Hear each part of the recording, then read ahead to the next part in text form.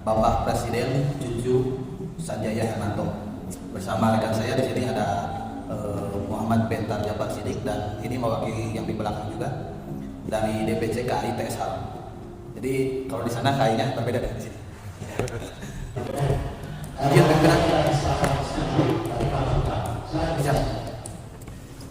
Pertama dari judul ini kan perdanya bantuan hukum untuk orang miskin.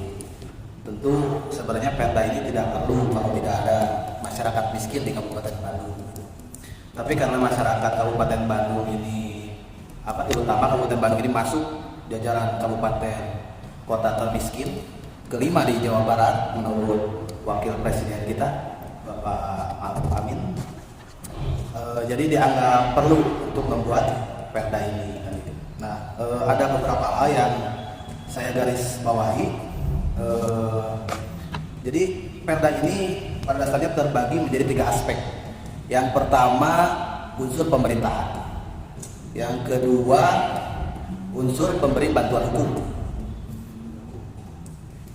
LBH atau mungkin organisasi masyarakat atau organisasi advokat.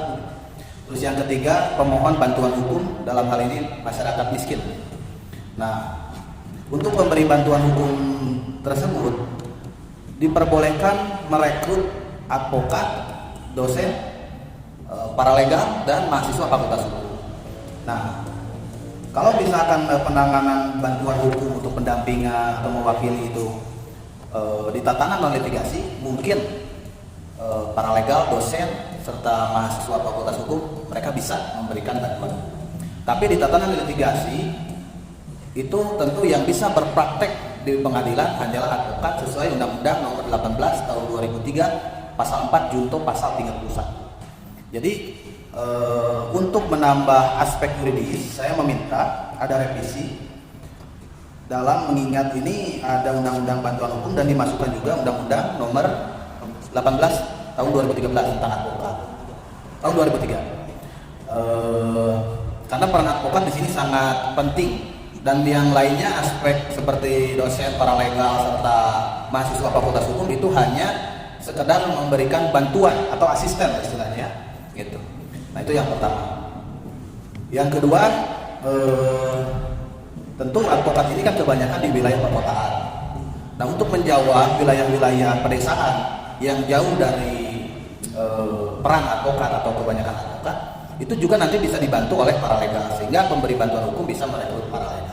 Dan paralegal juga saya minta untuk nanti dimasukkan Permenkumham Nomor 1 Tahun 2018 tentang paralegal untuk memperkuat terkait dengan tugas dan fungsi advokat serta paralegal di bawahnya.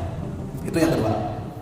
Terus yang ketiga, di dalam pasal 1.6, penerima bantuan hukum adalah orang atau kelompok orang miskin yang memiliki identitas dan terdaftar dalam administrasi kependudukan. Nah, saya meminta di poin 1, pasal 1.6 agar dipertegas kriteria siapa saja yang disebut orang miskin. Gitu. Jangan sampai nanti ada penyelewengan, misalkan karena syaratnya hanya SKTM, daripada bayar udahlah kita bikin aja karena kita kenal dengan kadesnya atau dengan kelurahannya, kan gitu. Karena tidak sedikit juga seperti bantuan-bantuan BPNT, PKH gitu kan, karena mungkin dekat dengan para struktur pemerintahan, sehingga yang diberikan jadi tidak tepat sasaran gitu. Nah, ini nantinya akan menjadi sebuah temuan kalau misalkan seperti itu. Kita yang memberikan bantuan hukum nantinya jadi istilahnya terberangus kan gitu kan oleh kebijakan yang kita buat sendiri gitu kan. Nah, itu yang poin yang ketiga gitu. Jadi saya meminta, karena di sini di pasal 3 ayat 2-nya tidak dijelaskan kriteria miskin itu apa kita menurut Kemensos seperti apa, atau menurut BPS Badan Pusat Statistik seperti apa gitu kriteria miskinnya. Apakah misalkan rumahnya yang ukuran 3x4 atau misalkan dari kayu, misalkan pendapatannya di bawah sekian juta. Jadi jelas gitu. Jangan sampai ada penyelewengan nantinya kan gitu. Itu poin yang ketiga. Gitu. Terus poin yang keempat, ini ada ketumpang tindihan ya dalam pasal 10 poin ketiga huruf B. Dokumen yang berkenaan dengan perkara ini tumpang tindih dengan pasal 7 ayat 2. Jadi ini minta direvisi, minta disempurnakan. Terus di pasal 17